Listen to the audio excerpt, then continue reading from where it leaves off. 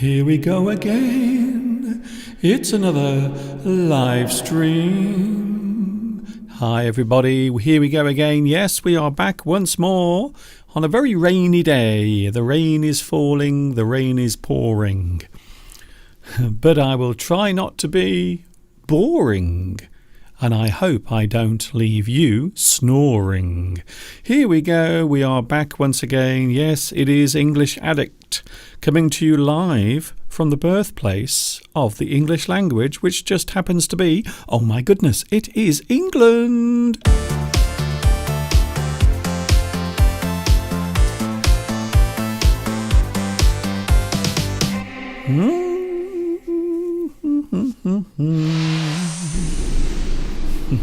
Oh, there you are. Hi everybody, this is Mr. Duncan in England. How are you today? Are you okay? I hope so.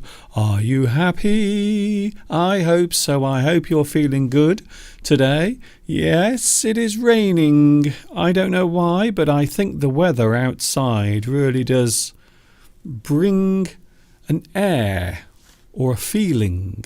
It really is a good representation of the mood that many people are in at the moment. Here we are again. I will try to cheer you up. I know there are lots of things going on in the world, but I hope I can bring a smile on your face. That's all I can say, and that's all I can do. It's the only thing I know how to do, if I was honest with you. My name is Duncan. I talk about English. I like the English language very much. You might say that I am an English addict. I am one of those, an English addict. You see, there is my face revolving above the screen next to me. Here we go then. Yes, we are back together once more. For those who like the English language, well, you are in the right place, because I like the English language, and I have a feeling you do as well. Here we are. Yes, we have made it to the middle of the week, and I have to say we have all breathed a sigh of relief that we have made it this far into another week. And of course it is also a new month. Welcome to March. Yes, it's Wednesday.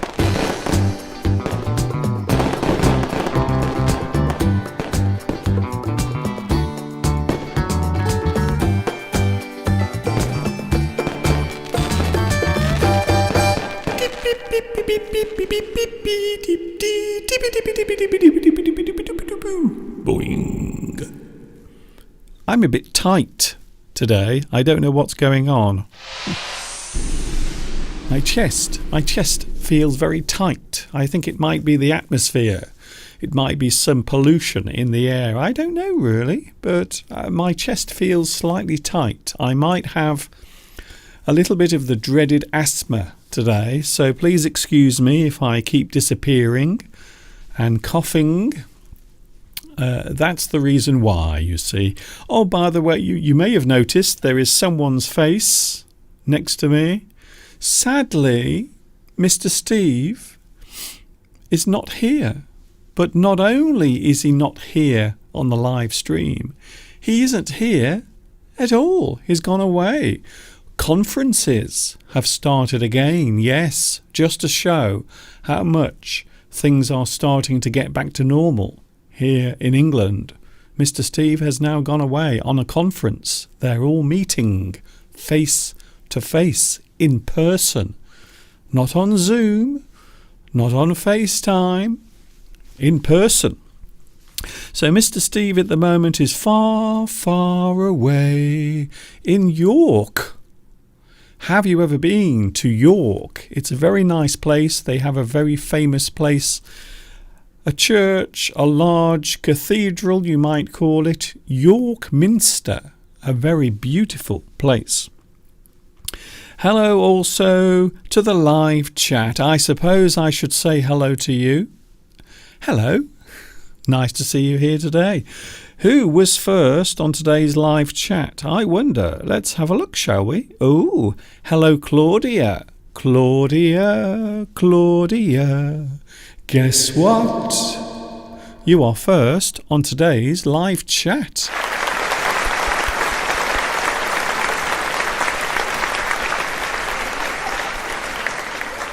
Not only am I going to say well done, but also I hope you are feeling better because you have had the dreaded lurgy. You know what I'm talking about out there in YouTube land. So I hope you are feeling much better today. Claudia, please let us know how you are feeling. And I hope you are feeling better. Hello Mosen, hello Beatrice, hello to Vitas. Hello also Christina. We also have, welcome back to Luis Mendez is here today. Welcome back. I hope you fixed your computer, not only yourself but also myself as well. I've also had computer problems. I'm feeling rather proud of myself because yesterday I was able to expand my RAM. It's nothing rude. So I have a little bit more memory inside my computer now. I did have 32 gigabytes, but now I have 64 gigabytes of random access memory, which means my computer will be working a little bit more smoothly. I hope. I'm keeping my fingers and also my toes and quite likely my legs. I'm keeping them all crossed to make sure. Of course, there is one part of my computer that I want to replace, but I can't at the moment. I mentioned this on Sunday. My lovely graphic card has sadly started to fail. So I have to buy a new one. The only problem is, you may have heard, a lot of people at the moment are into Bitcoin mining. And because of that, certain computer parts have become really expensive, including graphic cards. So what I need to do is improve the graphics on my computer because my poor little graphic card is not working very well. Back to Lewis. Thank you, Lewis, for letting me know that you would not be here last Sunday. I'm glad to see you here today. And I really hope you have solved your computer program problems. Hello also, Palmyra is here today. Zudzika, Eleni. Hello, Eleni.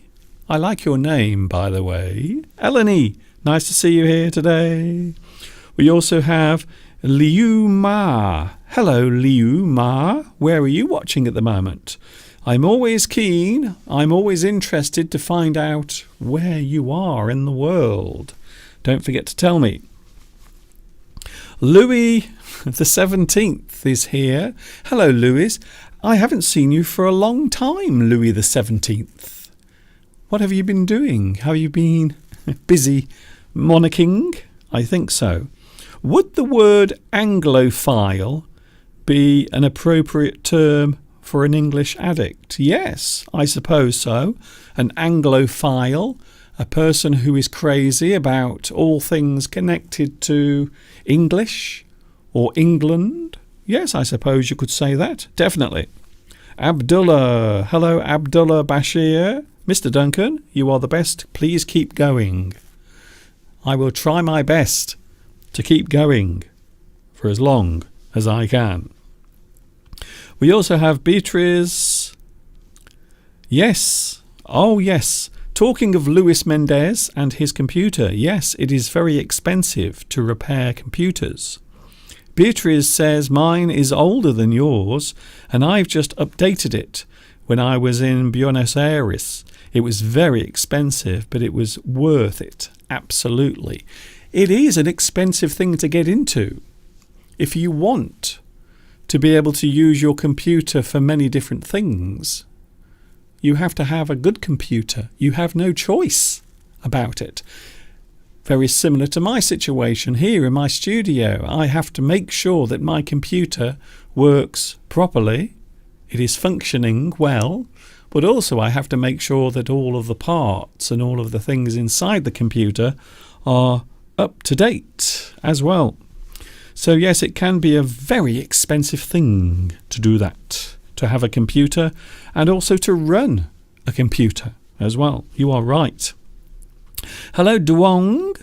Hello to Vietnam. How are things there at the moment? Are they good? Hello also to, we have Victoria here as well. Thank you, Victoria. Hello, Dr. Ha. Hello, Dr. Ha. I like your name. Are you really a doctor? Because sometimes people call themselves doctor, but they are not really a doctor. For example, Dr. Dre isn't actually a real doctor.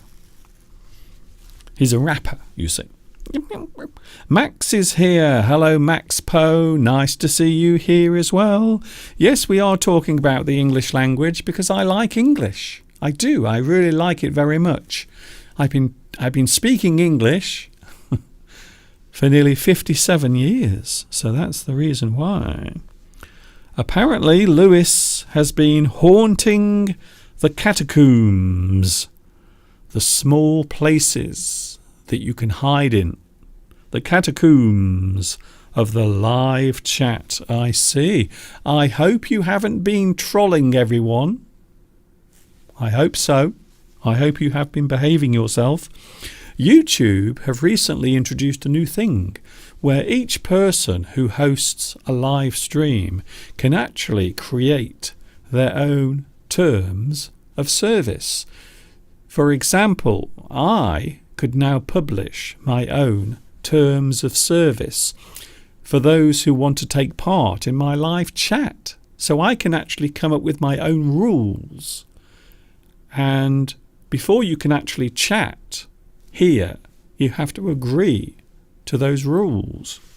I haven't done it yet, but I did receive an email from YouTube asking if I would like to introduce my own terms of use.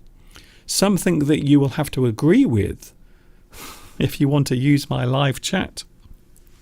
I suppose the only thing I would like to say is I hope everyone who comes here has a good sense of humour, because we still have to smile, we still have to laugh, we still have to keep our spirits up.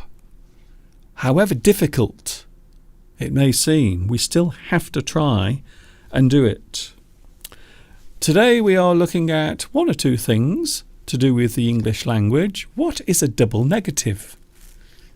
It is something people use quite often in English, a double negative. And what is it? I will be talking about that a little bit later on. Also, there are many different ways of talking. There are many different ways of changing certain words, especially when you want to use a certain type of slang or a certain type of colloquialism. Colloquialism. Oh, that's a great word. A colloquialism is a word that is used in certain places, or maybe a phrase or a type of slang. So today we are talking about reductions in English. It sounds complicated, but to be honest with you, it is not. So that is something else we are looking at later on today. And I thought we would do something a little bit different as well, because a lot of people are talking about winter here in England, because on the 1st of March, technically, it was the end of winter. However, I am a little displeased, to be honest, because the winter that is just coming to an end here in England has been very free from snow. We haven't had any snow whatsoever. So I thought I would put that right now by showing you a little video clip that was taken a couple of years ago when we had some snow. However, this year, this winter, we've had no snow at all. And to be honest, I did kind of miss it.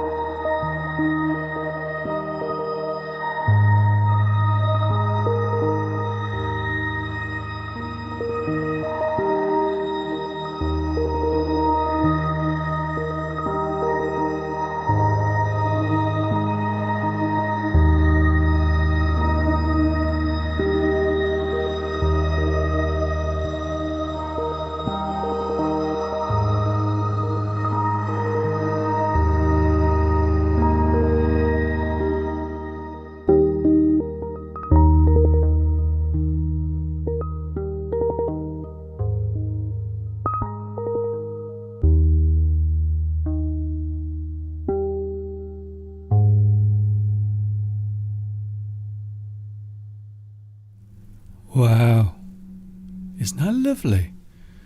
We've had no snow this year. Winter here in England is now coming to an end, and we've had no snow whatsoever. So to make up for that, I couldn't resist showing a video that I made a couple of years ago. We did have a little bit of snow last winter, but the winter of this year that is just coming to an end, we've had no snow whatsoever. And I have to be honest with you, I did miss it. And for some reason, can I just share something with you, something personal? I am so glad that this winter is coming to an end. I don't know why. It seemed to be a very long winter. Not particularly cold, but miserable, I think is the word. Especially when you only have very short days. And this is something I've mentioned before. Here in England, we have short days during the winter. It gets dark very early during the winter, but now slowly the days are becoming longer, and spring will be here very soon. And that's the reason why I always feel slightly uplifted. I feel uplifted when March arrives, because technically it is the start of spring, even though officially spring does not start until the end of March. So towards the end of March is when spring officially begins. Hello, welcome. Yes, it is English Addict, and yes, I am here with you live on a Wednesday the 2nd of March, 2 days into March. They often say that number 2 looks a little bit like a duck. We often say that the number 2 looks like one of these. And it does, when you think about it. It does look a little bit like a little duck. I think so. Hello also to Marcia Cardoso. Hello to you. Thank you for joining me on today's live stream. Now, as I mentioned earlier, Mr. Steve is not here, unfortunately. There is no Mr. Steve today. For those who are a fan of the words of wisdom that Mr. Steve often comes out with, he's not here, but is also not here in the house. He's gone away, all the way to York. And for those who know what the UK looks like and the places and how far away they are, York is a very long way from Much Wenlock.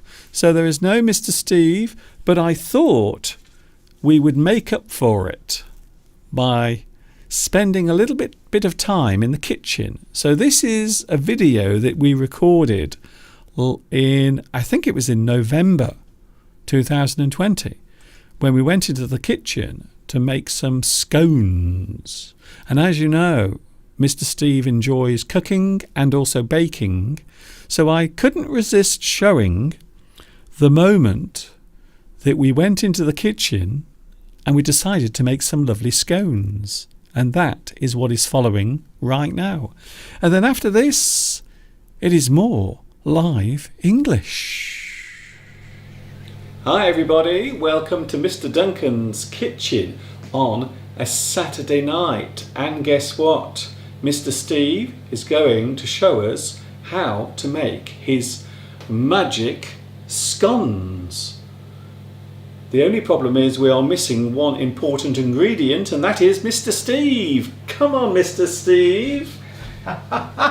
Hello, hello. Here he is. Here I am. This normally is an English teaching channel, but today it's a cookery channel. So you can learn how to make scones or scones and learn some new English words as well. So without any more messing about, let's get on with it, shall we? I'm ready, Mr. Duncan. I have all my ingredients laid out here on this rather small area that I'm going to make these scones on. So, right, the most important thing is this weighing device. Scales. And I use the old-fashioned non-electronic ones. I've had these since I was about 20. Right, so first ingredient, of course, I've got my cookery book here. This is a very big, the Good Housekeeping Guide, or if Mr. Duncan wants to put it on.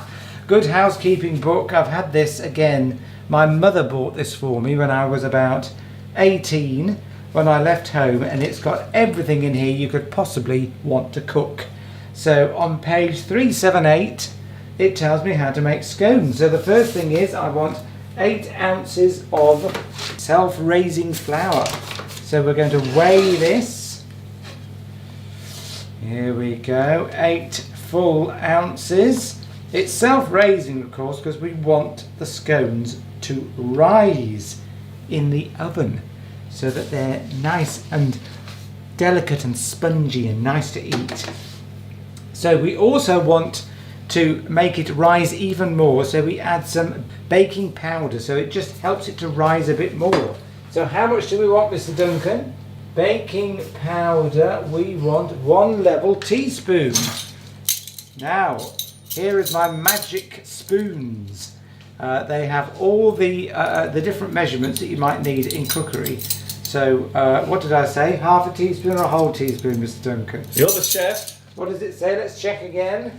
1 level teaspoon baking powder. There we go. We also want some salt. We want half a teaspoon of salt, which sounds odd for cakes. Let's just, I don't know why we put salt in. I think it's because that's just a flavour. So we need to sieve everything to make sure there aren't any lumps. And it also helps to mix the ingredients. Plus, I just like sieving. Sieve. This is a sieve. So it takes out all the lumps and also creates... My goodness. a big cloud of flour at the same time. I'll put this over here. There we go. So I'll give it a bit of a mix. Mr. Duncan, just to make sure that all those other ingredients are mixed up. Now, they always say you want cool hands for baking, because if your hands are sticky and hot, everything gets sticky. Right, now we've got to add some fat to this, Mr. Duncan. How much do we need?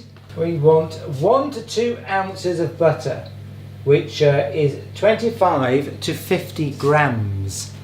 8 ounces of flour, by the way, is 225 grams of flour. So I'm going to add 2 ounces because I can, and 2 ounces will make it just a little bit more rich than it otherwise would have been. In fact, I might just add a little bit more. There we go. 2 ounces of fat. Any old fat will do. So we put the fat into there with the flour, and then we've got to mix it all up. I like this bit. So you sort of squash the flour with the fat, and eventually it all sort of combines together. Now I should be using a bigger bowl really. Can you describe this as kneading? No, this isn't kneading yet. This is just sort of Mixing. You're just blending the fat with the flour, and what happens is it turns into sort of breadcrumbs. It's quite magic the way it happens. And of course we need to get it nice and evenly mixed up. Here we go. Make sure it's all blended in. I'm not really using the correct bowl. You normally use a bigger bowl, but I haven't got one because I broke it.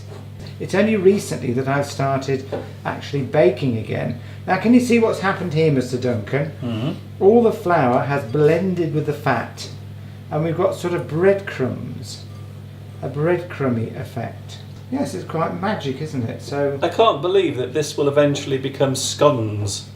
Well, it will, and I can feel the odd little bit of fat here, so I'm just trying to blend it in to make sure it's all correctly done, because we don't want any sort of lumps of unblended fat.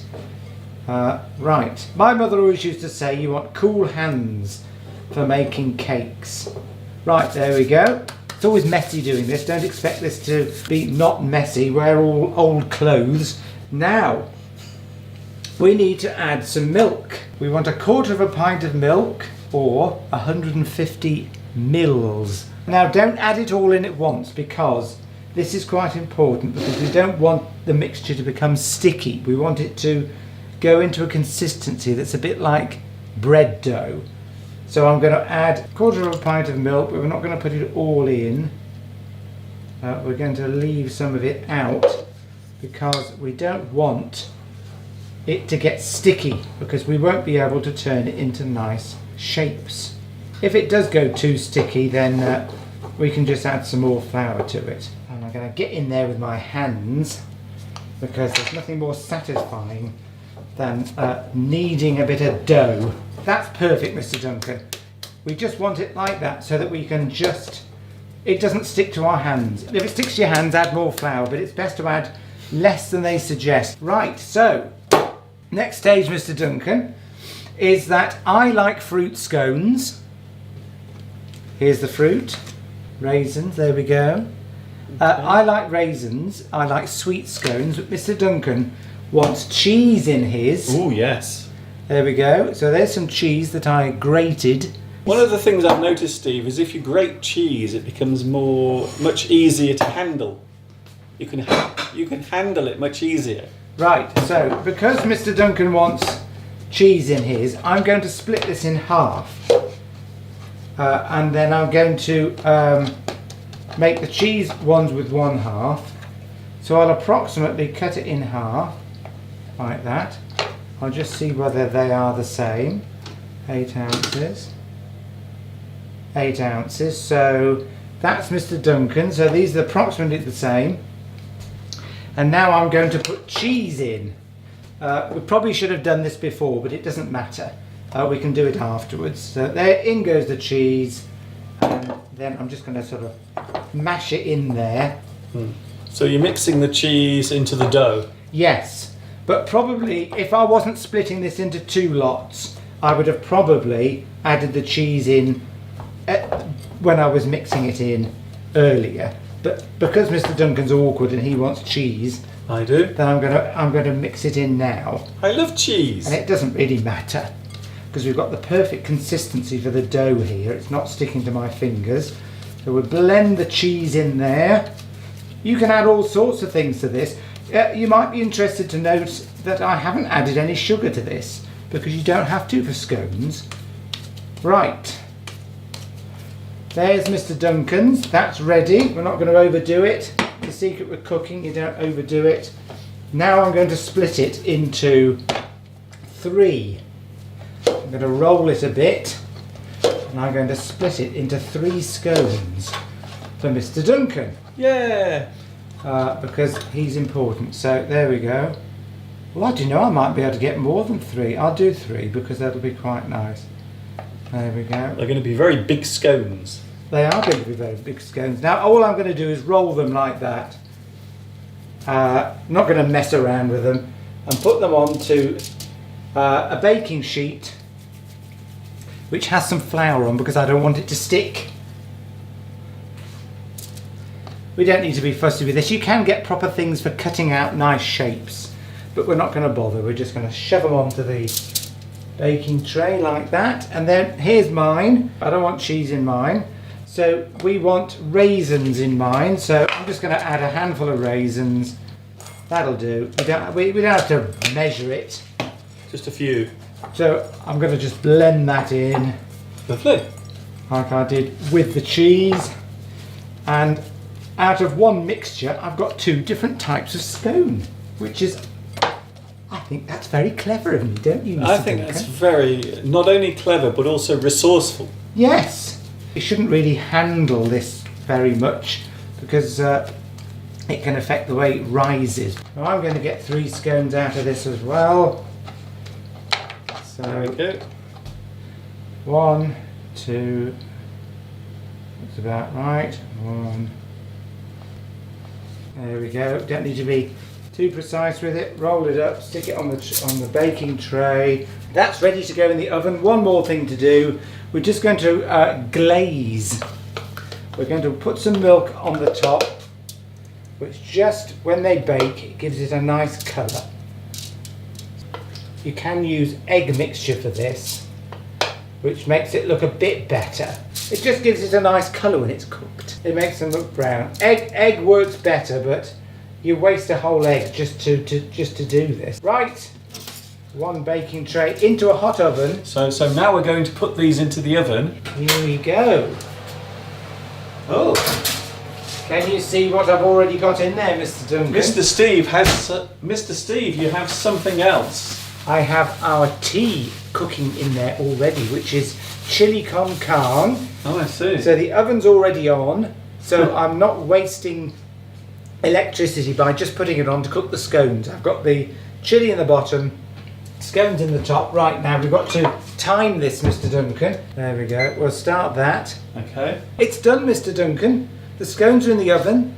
What we're going to do, we're going to have a little break, and then we're going to come back to see if the chili con carne and also the scones have cooked as they should. And then we're going to eat them tomorrow, live. We will have one of the scones on the live stream. Okay, does that sound like a good idea? Okay, see you in a few moments.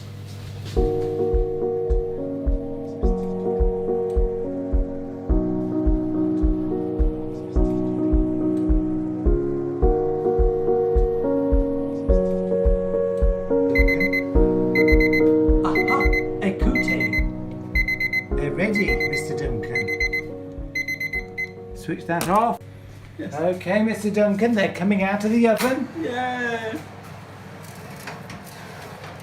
Ooh, look at that. Oh my goodness.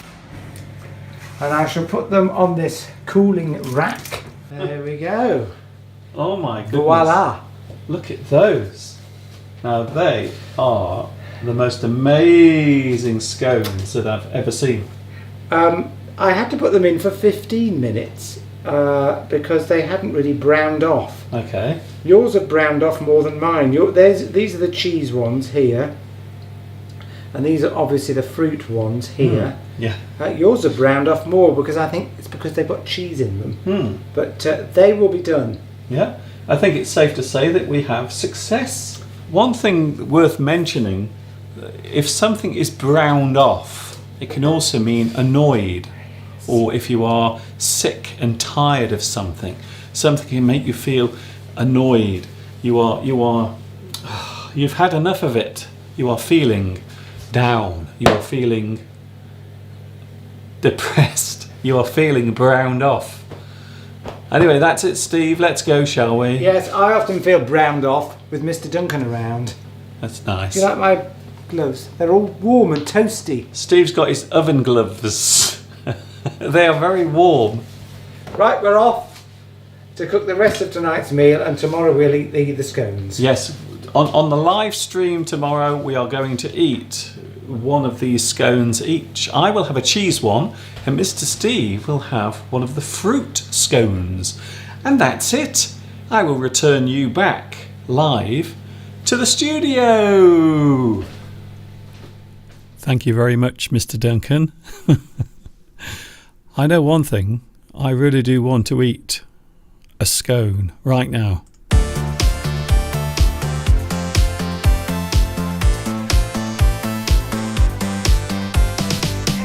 Yummy, yummy, yummy. Oh, I really want to eat a scone. I really do. One of Mr. Steve's delicious cakes. Very nice. So there it was, something different, because I'm missing Mr. Steve. He's a long, long way from here. He's away on conference, and I couldn't resist having a little bit of Mr. Steve in the kitchen making one of his delicious meals. And in that particular video, he was making some scones, a traditional English cake that you will have normally in a local village tea room in the afternoon. Quite often people will have a cup of tea and a scone with a little bit of butter or cream and maybe some jam as well. And as you saw in that video, you can also have scones with cheese as well, which happen to be my favourite, to be honest. It is English Addict, and yes, it is Wednesday, the 2nd of March. I hope you're having a good day. I hope your week is going all right. I know things are not perfect in the world at the moment, but I will try to bring a smile to your face. I will try my best. In a moment, we are looking at something that does occur quite often in English, maybe more often than we realise, especially in everyday talking and everyday speech. Normal, everyday, casual, informal speech. And that is something called reductions. Reductions. I'm going to take you through this, and you can see above my microphone, you can actually see some examples. So hopefully this will help to explain what a reduction is.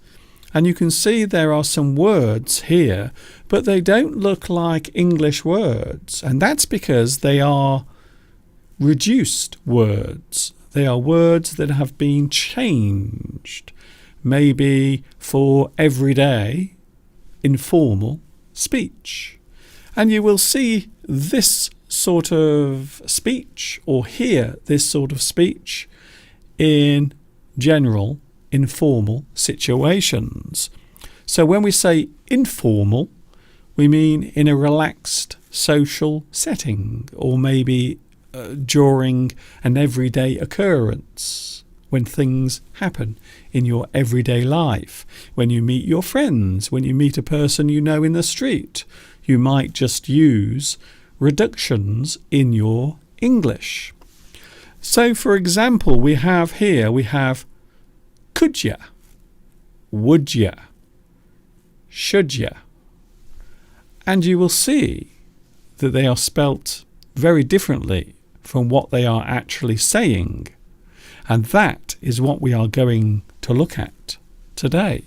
We will spend a little bit of time doing this right now. Reductions in English is what we are looking at. So I'm going to give you some examples of words that are used in English. I suppose you would call them formal words. And then afterwards we are going to look at the reduction of that particular word. So I'm going to go through them. And you might not believe this, but I have received many requests to actually talk about this subject. So I'm doing it today for all those who wanted to hear about reductions in English. Changing the sound of words, or sometimes you might merge the sounds of words together. It's almost as if you are creating a new word. It's very interesting, actually, and it is quite common in everyday speech. If you're not sure what I'm on about, if you don't know what I'm talking about, well, hopefully over the next few minutes it will become much clearer. Here we go then. So this is gotta. Gotta. Quite often this is used when you need to do something you must do.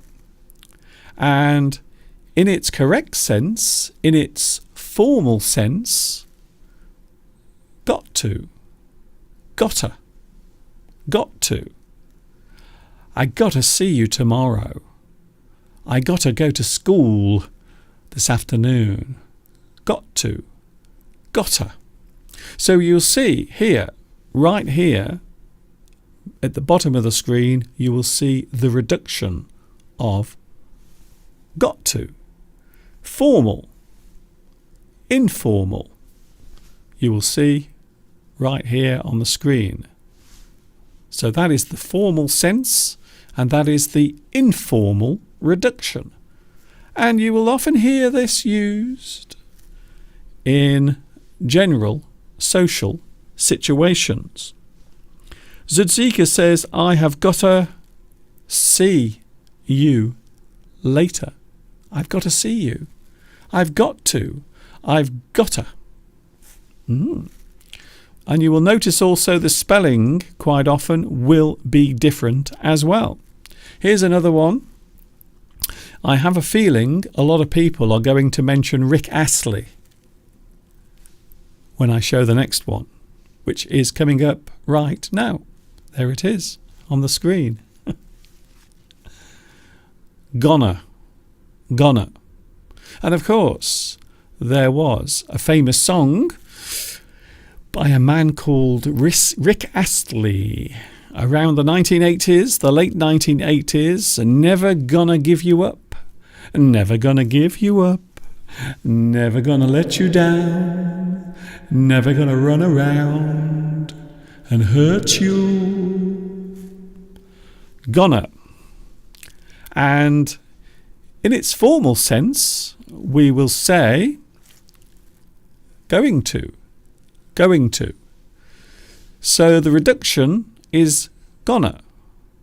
Never gonna give you up. Never gonna hurt you.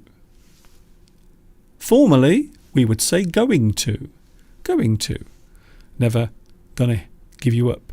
Never going to give you up. Never gonna hurt you. Never going to hurt you. You can see now the reduction. You can see how the reduction is inserted. I will show the next one, and maybe you would like to guess what the next one actually is. So here is the next one. Wanna. Wanna. So there is the next word on the screen. Wanna. But what is the formal sense of this word? How do we say this in formal English? Formal English is English that you must use in certain situations. However, this is the reduction of that word. Does anyone know? Duong says, I don't know how to use gotta, wanna, gonna in English.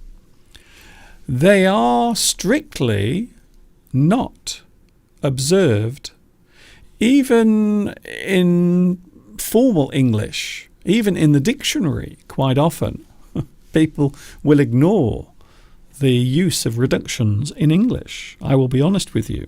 Quite a lot of people, especially people who are a little bit snobbish, people who think English should always be perfect. They don't like to hear reductions of words. So wanna is want to.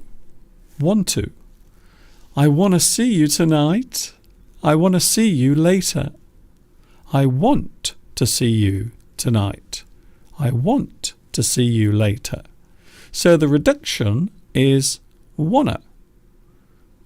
In its formal sense, want to.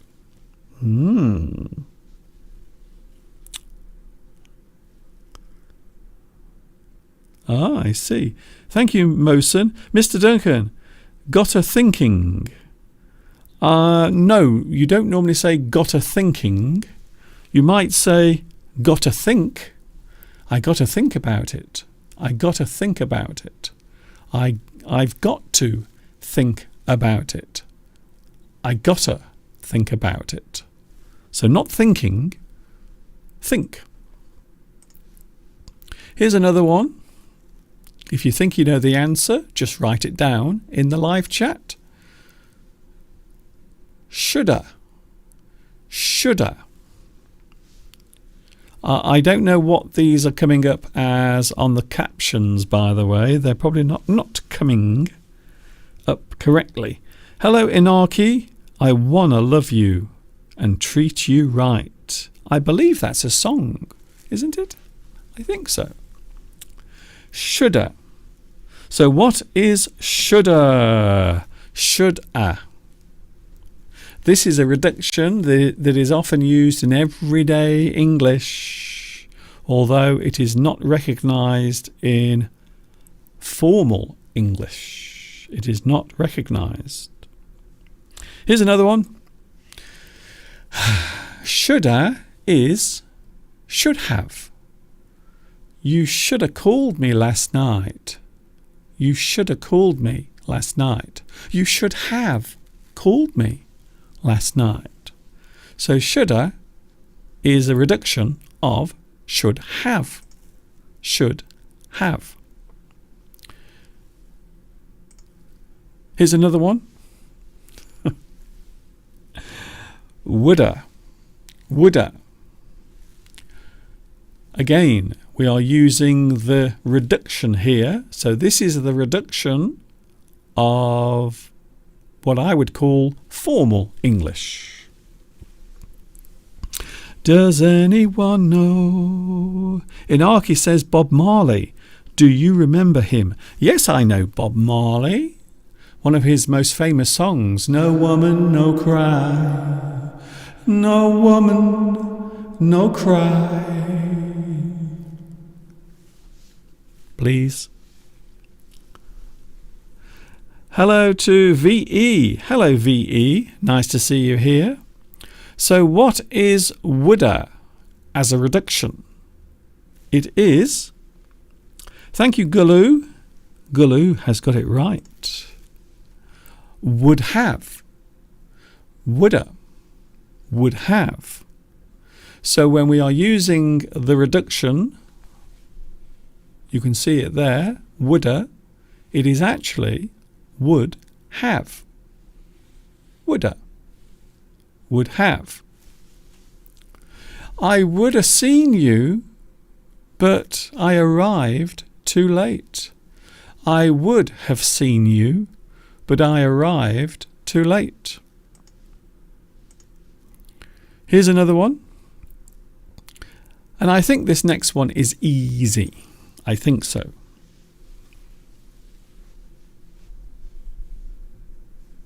Lewis, you are right. Yes.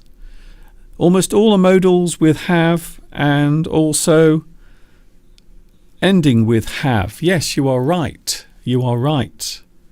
That would be fair to say that they do end with have. In fact, a lot of them do. They also end with it as well in many situations. So the next one is coulda. Coulda.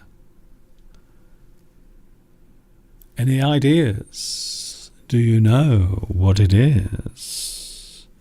Coulda. Christina, yes. Coulda is could have. Could have. Coulda. I could have been a famous pop star. I could have been the best English teacher in the world. I could have been a famous pop star. I could have been a famous pop star. Coulda, could have. Here's another one. This is not necessarily a reduction, but I still think that this is interesting. In it.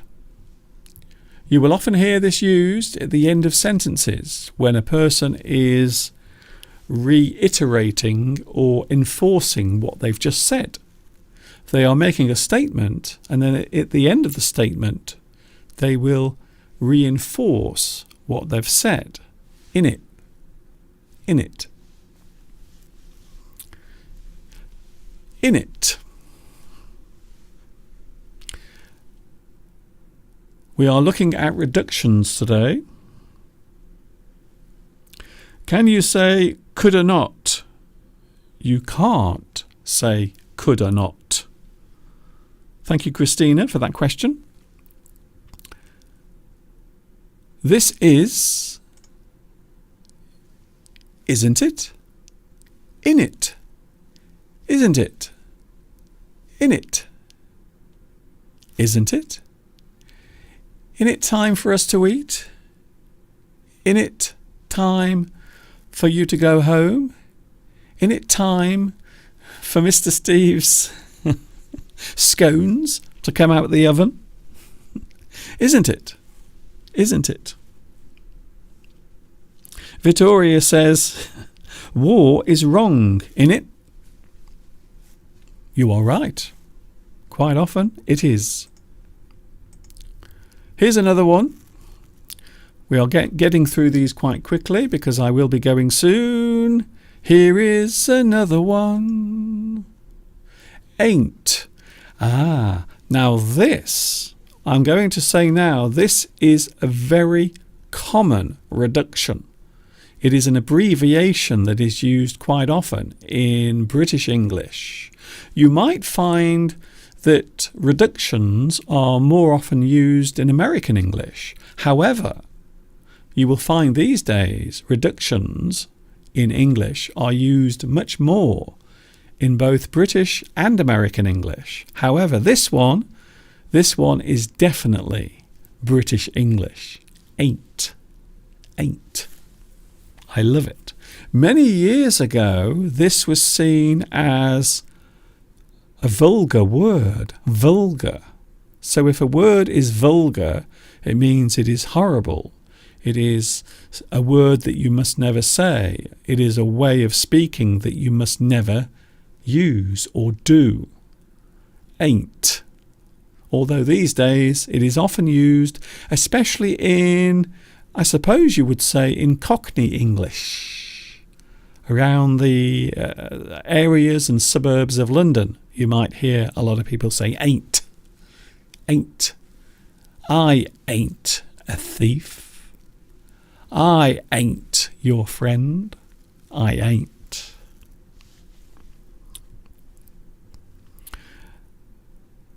Formerly, we would say is not or have not. He ain't my friend. He ain't my brother. He ain't heavy. He's my brother. Another famous song there. When we say ain't, we are actually saying is not or have not. He ain't my friend. He ain't. He ain't my friend.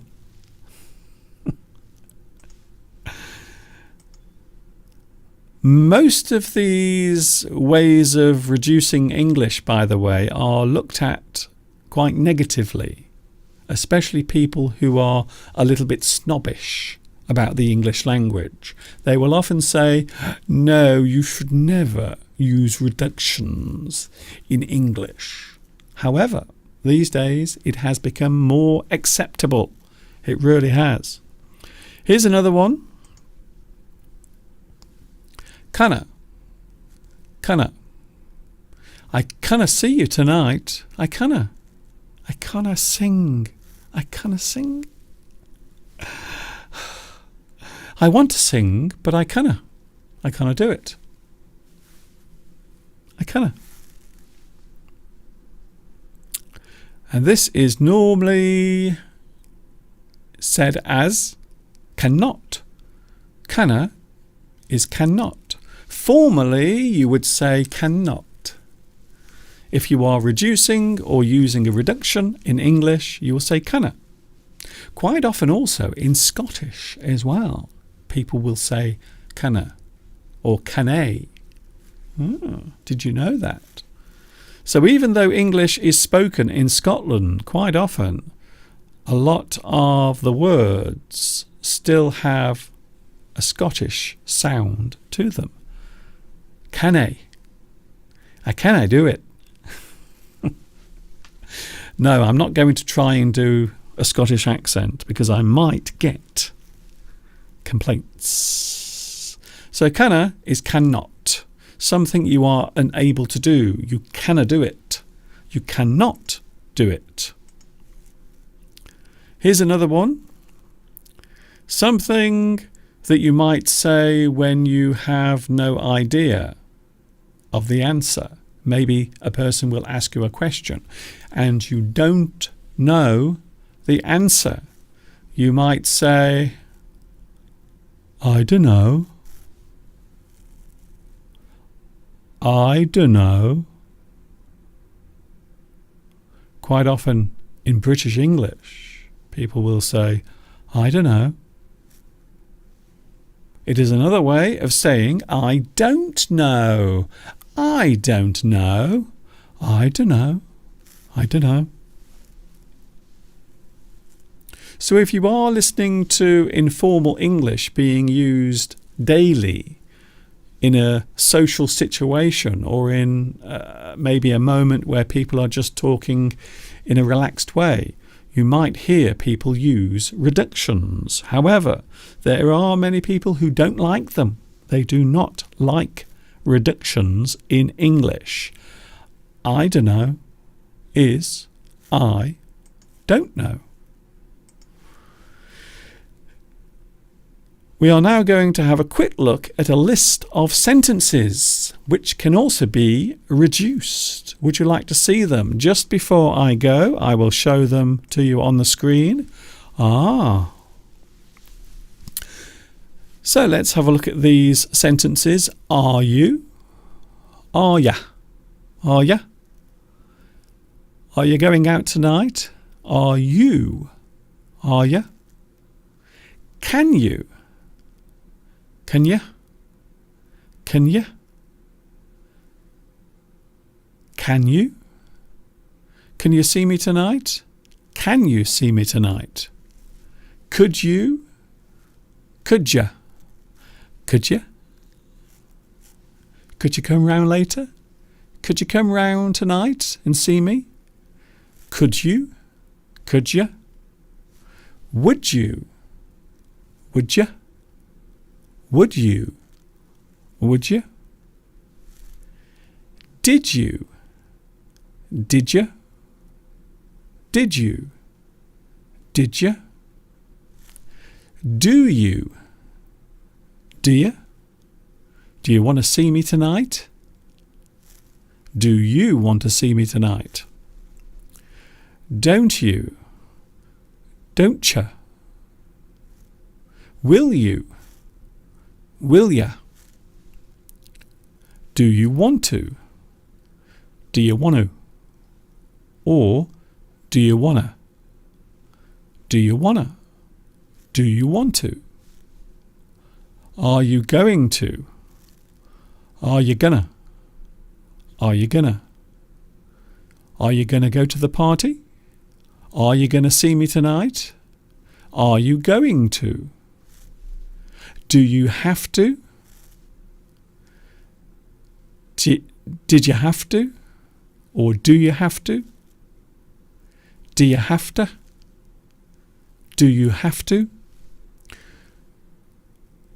I would imagine there will be a lot of people who believe that the English language must always be spoken correctly, and I would imagine a lot of people are now closing their eyes in disgust at what I've just done there. However, it is worth remembering that in everyday English, quite often, we will reduce the sounds or the pronunciation of certain words and phrases. It does happen, not always, but it is important when you are learning to listen to English. So I think one of the hardest parts of learning English is not just learning words, but also listening to the many different ways in which words are pronounced.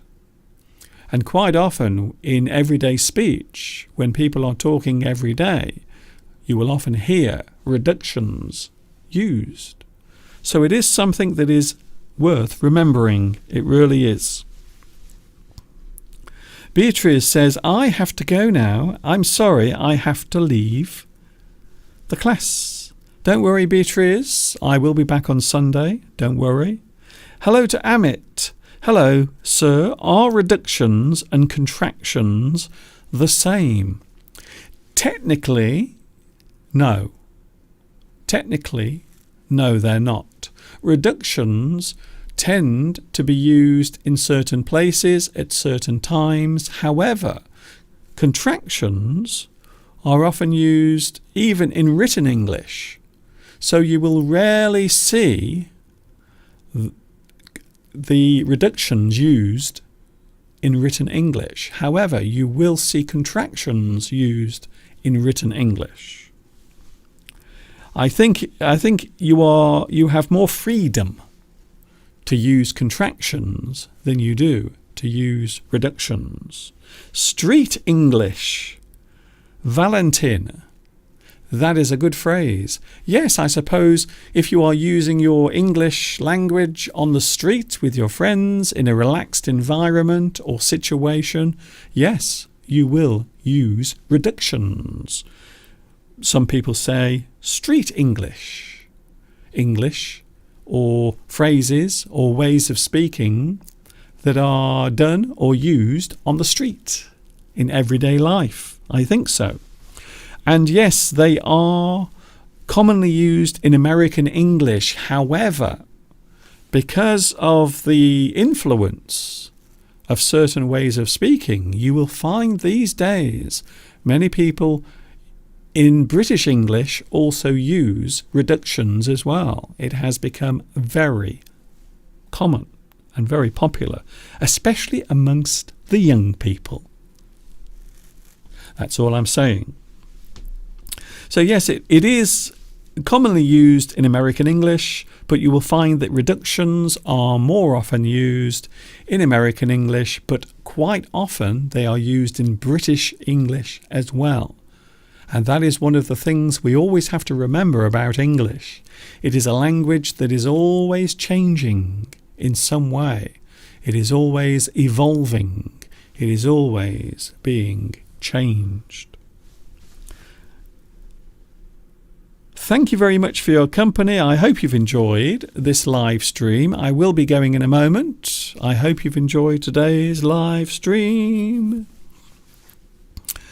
And I will see you again on Sunday. Don't forget, of course, this Sunday, Mr. Steve will be here. For all those who are missing Steve, don't worry, he will be with us live on Sunday. At the moment, he's away. He's around about, I think it's around 110 miles away at the moment. Very far away. In a place called York.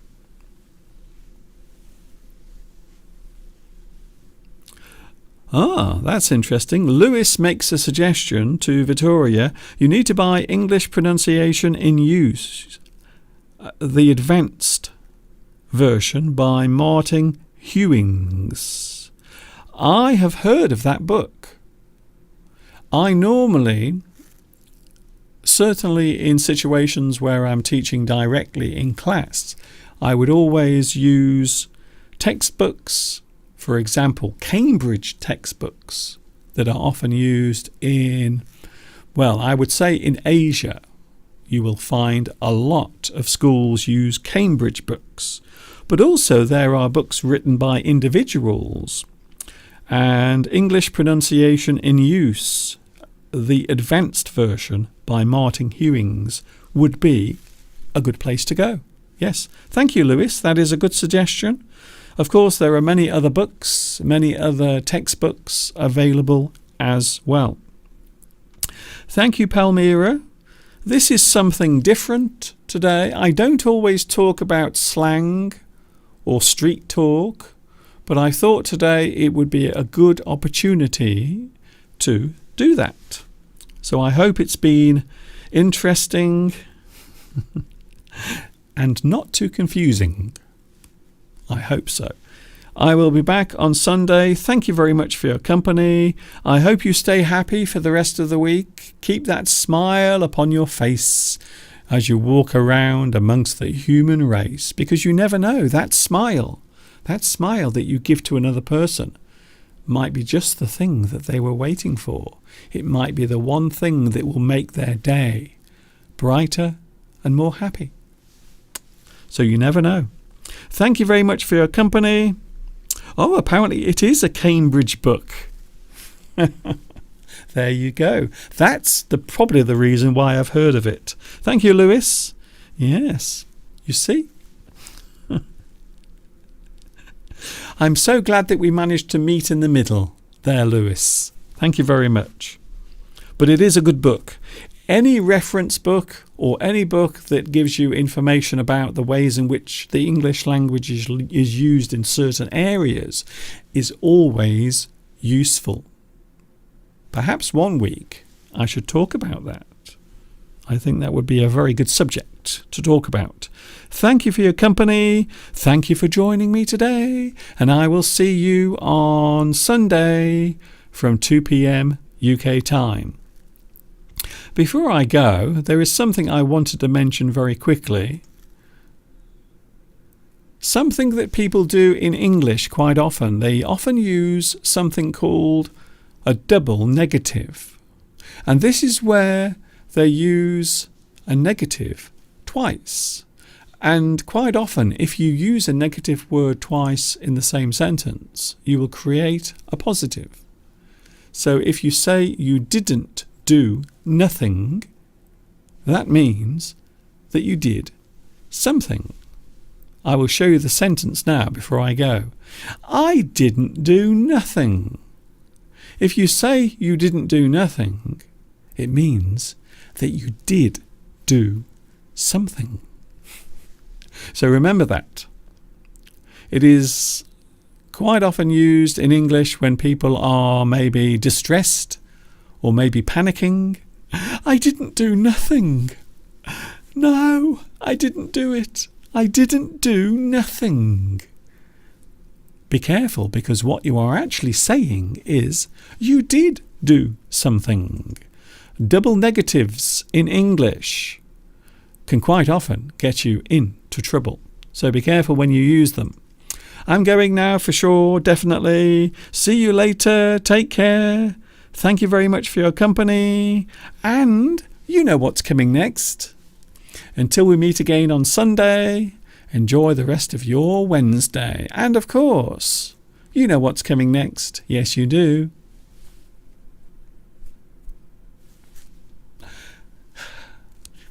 Ta-ta for now.